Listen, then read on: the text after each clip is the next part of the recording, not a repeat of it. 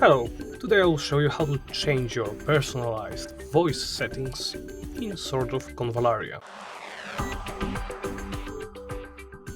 First, you'll need to open the main menu by pressing this button next to your name.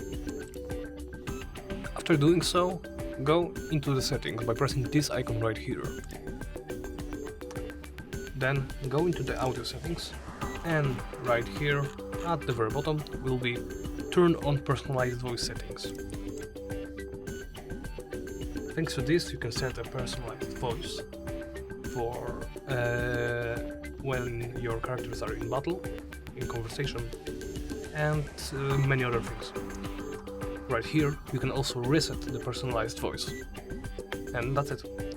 Thank you for watching, and please remember to comment, like and subscribe.